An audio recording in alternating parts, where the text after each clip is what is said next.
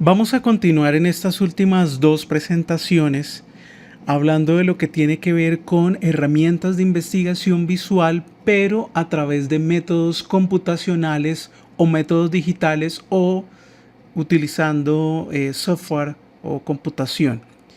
Para ello entonces quisiera tomar en esta sesión al señor Lev Manovich, que lo tenemos acá, un académico ruso que tiene una formación muy particular.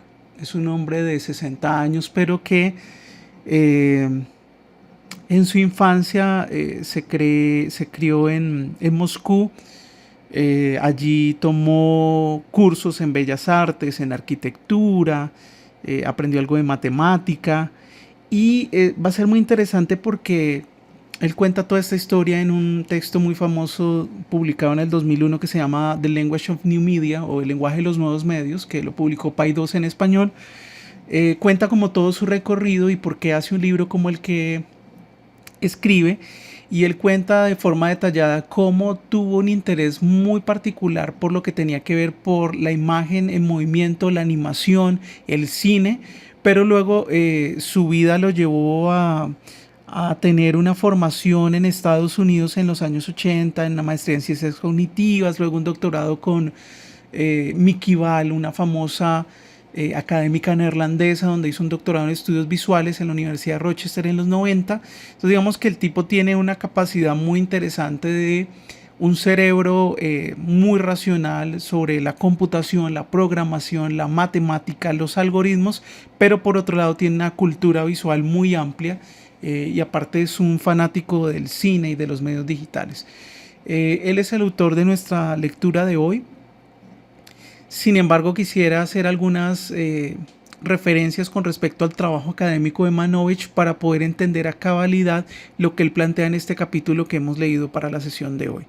Quisiera solo mencionar para cerrar la presentación de Manovich que él desde el año 2016, aunque realmente es una iniciativa que él trae de tiempo atrás, que se llamaba anteriormente Software Studies Initiative, eh, dirige el Laboratorio de Analítica Cultural, que es una iniciativa muy interesante por los proyectos que trabaja. Ya vamos a mirar más adelante por qué. Aquí tenemos algunos proyectos de ese laboratorio. Justamente quería mostrarlo porque es un laboratorio que hace algo que Manovich ha llamado analítica cultural o sobre objetos culturales, y él lo que hace es investigación visual comparada, ¿no?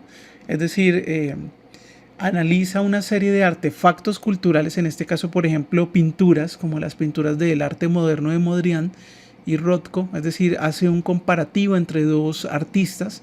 Para eso utiliza software, en este caso utiliza ImageJ, que es el software que hemos hablado y que hemos mencionado, que hemos hecho un tutorial para ello. Pero también es muy interesante porque no solamente se queda en el análisis de arte, sino también tiene una investigación muy interesante sobre las 4.535 cubiertas o carátulas de la revista Time. Entonces es muy interesante porque también hace análisis de medios impresos, pero no contento con ello, también hace análisis de contenidos audiovisuales, mirando un poco cómo funciona. Por ejemplo, tiene un análisis comparativo de dos películas de Bertov, un director de cine famoso ruso, pero también analiza otro tipo de contenido audiovisual. Pero en los últimos años se ha interesado, por ejemplo, en analizar manga o anime, y ha analizado un montón digamos, de lo que llamaríamos cultura popular o cultura, digamos, un poco más cercana a nuestros consumos cotidianos. Esta fue una de sus últimas investigaciones, donde él lo que hizo ya fue analizar una serie de posts en la plataforma social Instagram, y analiza un poco el fenómeno de las selfies y de las representaciones, pero hace una investigación comparativa, digamos que revisando cómo es el comportamiento de la gente que postea en Instagram en, digamos que en 6 ciudades del mundo, ¿no? Entonces analiza también qué es lo que pasa en Nueva York, qué es lo que pasa en Asia, qué es lo que pasa en América Latina, etcétera, etcétera. Y a partir de ello, digamos que elabora una serie de artículos que ustedes pueden consultar en el sitio web del Laboratorio de Analítica Cultural. Bien, entrando en materia entonces para sintetizar la trayectoria de Lev Manovich, que me parece muy interesante y que valdría la pena que ustedes lo revisen de forma muy rigurosa por todas las potencias, por todas las posibilidades de su pensamiento. El texto que lo catapulta o lo lanza, digamos que al estrellato académico es este, que es un texto que Manovich acaba en el año 99 y que se publica en el 2001, que es este de El lenguaje de los nuevos medios, donde Manovich hace un ejercicio muy interesante. Piensen que el cierre del año 90, el comienzo del siglo XXI en el 2000, digamos que plantea una paradoja muy interesante, y es que aparece toda la eclosión del Internet, se masifica el uso de la computadora personal. Bueno, digamos que toda esta digitalización que se aclamaba a finales de los 70 y 80 se vuelve una realidad en la vida cotidiana de las personas. Y Manovich dice, bueno, ¿qué es lo nuevo o qué es realmente esto que traen los medios digitales o mal llamados digitales? Lo dice Manovich eh, por toda una serie de argumentaciones que él brinda en este libro. Dice, bueno, ¿qué es lo que tienen esos medios?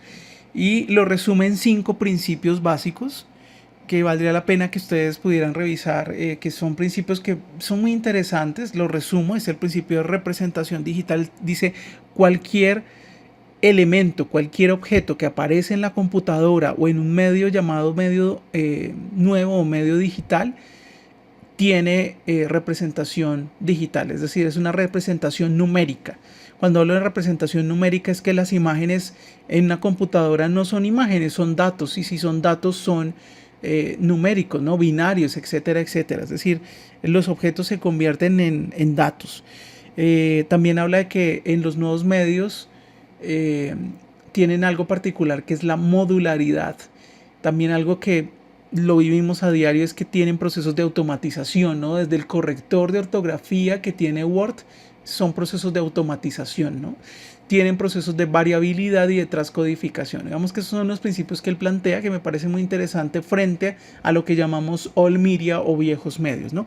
Piensen que todas estas discusiones que estoy socializando son discusiones que tuvieron lugar a finales de los 90, comienzos del 2000. Ya ha pasado más o menos unos 25 años de esto, ¿no? 20 años de esto. El texto posterior que Manovich presenta es un texto muy interesante, donde plantea algo que pondríamos en español como la softwareización de la cultura. Y él dice, hay un metamedio, así lo llama él, un metamedio, que ha venido atravesando la cotidianidad de las personas, llamado software. Es decir, él lo que empieza a señalar es que el software es un elemento importantísimo en la producción cultural del ser humano, que no es una herramienta neutral, que no es solamente una herramienta, y que ha pasado desapercibido por los estudiosos y por los académicos. Entonces lo que él plantea, digamos que en este texto, que dicho sea de paso es un texto que recrea, digamos, Software Takes Command, un homenaje que Manovich hace a un texto famoso de los años 60 de La mecanización toma el control o toma el mando, de Siegfried Gideon. Y lo que plantea aquí Manovich son más o menos estas 7 ideas que he resumido. Es decir, el software tiene una capa informática, es decir, tiene una capa que tiene que ver con lo tecnológico, pero tiene una capa cultural que es muy interesante, porque esa capa cultural vehicula representaciones, vehicula ideologías, vehicula creencias, valores, apuestas estéticas, etcétera. Aquí también es interesante porque el software permite acceder, compartir, remezclar. Esta palabra es muy interesante, el tema del remix. Remezclar, recrear, modificar. Piensen en los GIFs, los memes, los stickers, ¿no? Yo tomo una foto, las maquinimas, por ejemplo, en los videojuegos. Es decir, yo tomo elementos que ya existen, los modifico, los convierto en otra cosa, los viralizo a partir de el software de divulgación como son redes sociales. Piensen que Manovich distingue entre software de creación o de producción y software de divulgación, ¿no? Aquí aparecen también elementos importantes, como que el software permite la participación interactiva, permite una ecología integral de la información, permite el trabajo con datos, con metadatos, con macrodatos, lo que llamamos Big Data. permite, digamos, que el desarrollo de una serie de actividades que se han imbricado tan profundamente en la vida del ser humano que parecen desapercibidos e invisibles, pero Manovich en este texto pone sobre el relieve la importancia que tiene el software y la contribución que ha generado para nuestra vida contemporánea.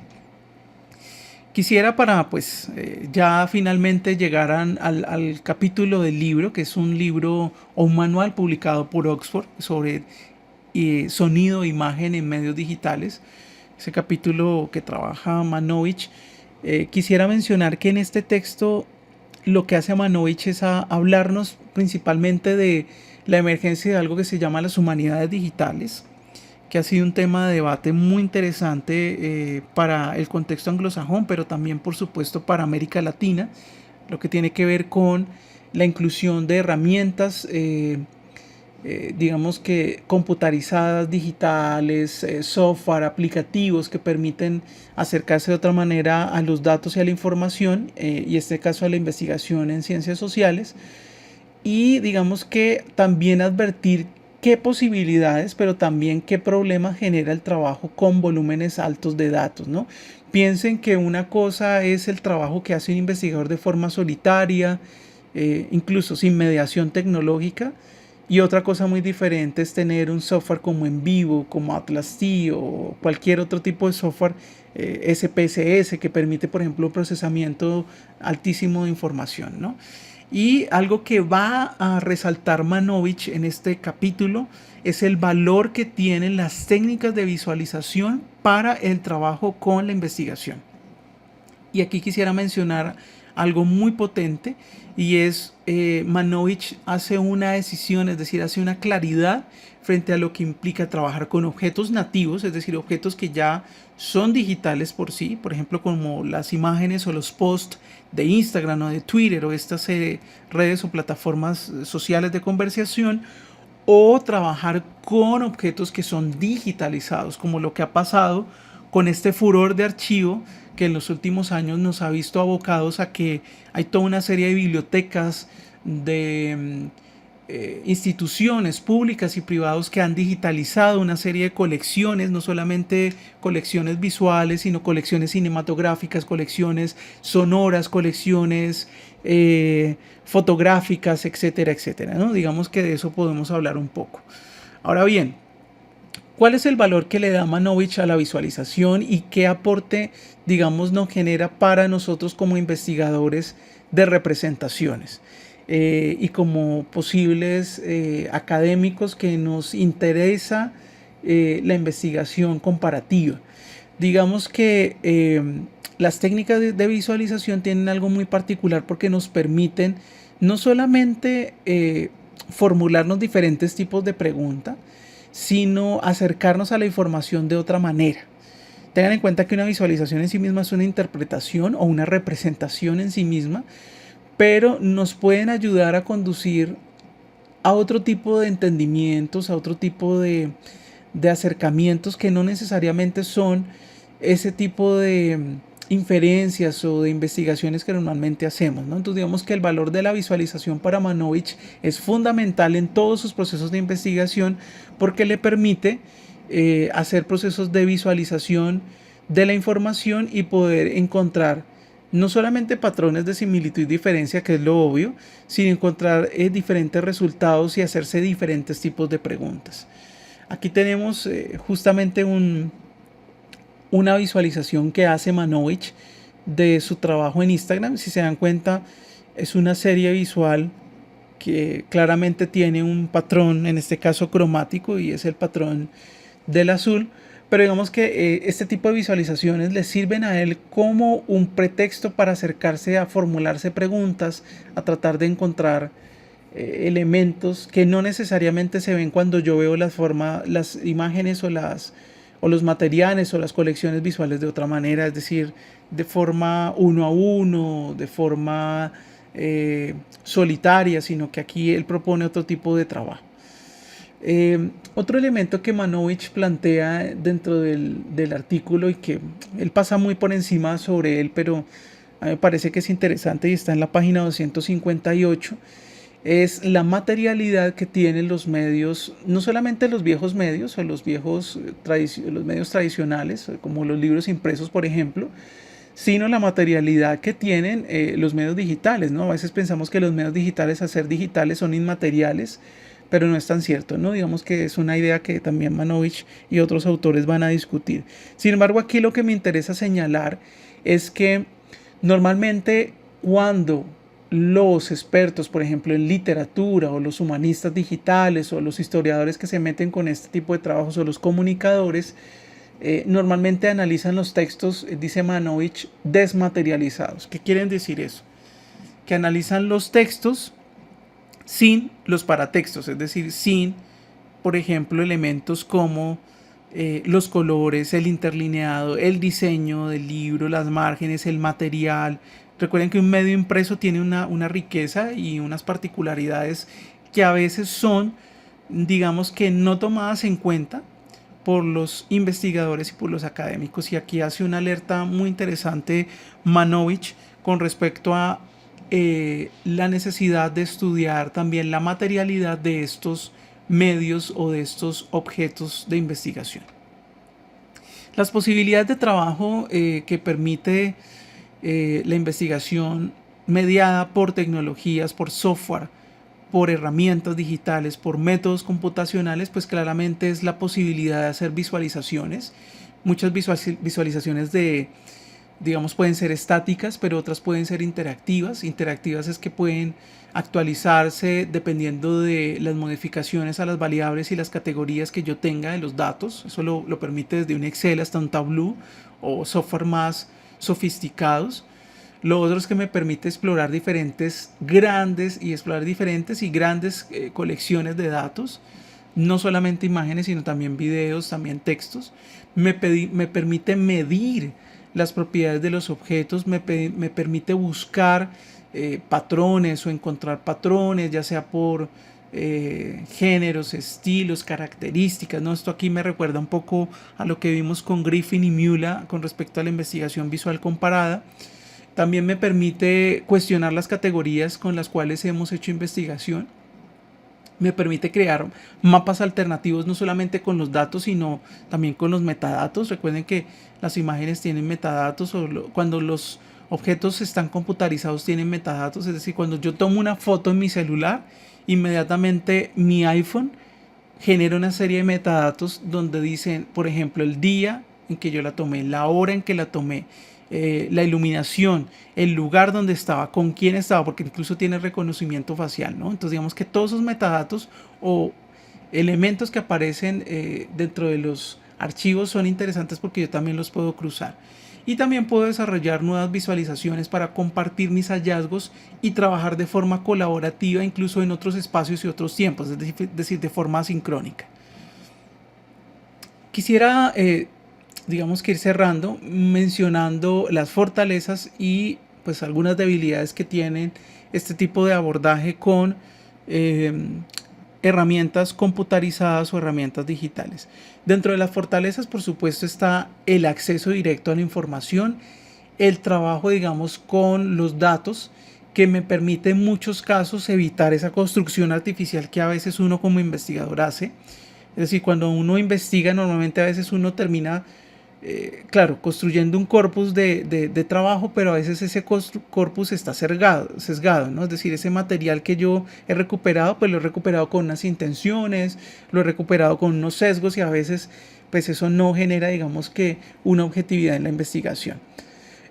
Otra fortaleza, por supuesto, tiene que ver con, digamos que, la posibilidad de trabajar investigación con redes sociales, con plataformas contemporáneas, es decir, con medios más cercanos a nuestros consumos, es decir, investigar de YouTube, quiero hacer una investigación sobre Facebook, quiero hacer una investigación sobre posturas políticas y democracia en Twitter, quiero hacer una investigación sobre estéticas del videoclip en YouTube, quiero ver cómo es la apuesta visual de los influenciadores, etcétera. Entonces digamos que este es un método y una entrada muy potente. También es que la posibilidad que me permiten los métodos digitales y computacionales es, por supuesto, escalar el número de las muestras, ¿no? Es decir, yo no trabajo con un caso, con dos casos, con dos videos, con un video, sino puedo trabajar con series, ¿no? Con grandes volúmenes de información, con no una película ni dos películas, con 100 películas, ¿no? Etcétera. A partir de diferentes modelos predictivos que yo puedo utilizar y algoritmos, como lo veremos con el siguiente artículo de lectura de nuestro curso. Y algo que quisiera enfatizar es claramente algo que plantea Manovich frente al trabajo con la visualización, y es que yo puedo hacer una visualización colaborativa del material que me permite el trabajo entre pares e impares, es decir, entre expertos con una formación similar que vengan del mismo campo de conocimiento, pero también con gente que tiene otras trayectorias de formación y que seguramente pueden estar en otro tiempo, en otro espacio. Es decir, yo puedo hacer investigación visual comparada con alguien que esté en Moscú, con alguien que esté en Rusia, con alguien que esté en París, con alguien que esté en Nueva York, con alguien que esté en Perú, con alguien que esté en Argentina, etcétera. Y seguramente tenemos acceso por las particularidades de los métodos digitales y las plataformas digitales. Y finalmente las limitaciones, por supuesto, está uno de ellos, tiene que ver con que el acceso a los datos, y aquí digamos que entra un tema grueso de discusión y de importancia para los académicos en América Latina, que somos muy periféricos en este trabajo, y uno es el acceso a los datos, ¿no? Digamos que el acceso a los datos, ¿por qué? Porque cada vez hay plataformas que no permiten, que encriptan la información y no permiten que uno pueda bajar los sets de los datos o las colecciones de datos. Piensen que eso pasa todo el tiempo con plataformas privativas como Facebook, como Instagram, etcétera, que privan, no lo permiten, ¿no? Es decir, tienen ahora, digamos, encriptada la información, ¿no? Otra cosa que aparece es que pues hay privilegios, ¿no? Cuando digo privilegios me refiero a que hay equipos de investigación y laboratorios o labs en el mundo que pues tienen algunos convenios con estas empresas de software, y las empresas de software les facilitan los datos. En América Latina pues obviamente eso es difícil, ¿no? O los costos asociados a la infraestructura, porque en muchos casos requieren supercomputadores. Cuando digo supercomputadores me refiero a computadores de alto procesamiento y de capacidad. O lo que estamos viendo es que pues requiere capital humano cualificado y con capacidades, y eso normalmente pues digamos que también tiene unas limitaciones en el caso de América Latina. Otra limitación tiene que ver con que pues un trabajo como estos no está exento de tener sesgos, es decir, no necesariamente porque yo tenga un volumen estadístico y esté utilizando una herramienta de procesamiento computacional, pues me garantiza que hay total objetividad y total representatividad y validez, ¿no? Es decir, aquí recuerden que también hay problemas a la hora de codificar, de generar las variables, de generar las preguntas de investigación. Y finalmente el dilema ético, que es digamos, un elemento no menor en esta discusión, y es de quién es la información, cómo accedemos a ella. Si hay personas involucradas, ¿cómo garantizamos que esas personas me dan su consentimiento para usar la información, para trabajar la información? O un caso que es más preocupante, y es la anonimización, es decir, presentar los datos pero no ponemos nombre, no ponemos nada, pero pues son datos que son de personas, y esas personas pues obviamente tienen unos derechos a esa información, digamos que unos elementos que me deben otorgar a mí como investigador permiso para acceder a ellos, ¿no? Entonces digamos que es una discusión ética profunda, más cuando vemos mucha investigación que se hace con datos, incluso nuestros datos, pero que en ningún momento nos han pedido permiso para usarlo, ¿no? Entonces creo que ahí Manovich plantea algunas discusiones. Vale la pena que revisen el artículo, el capítulo del libro, lo analicen y lo cotejen un poco con esta presentación.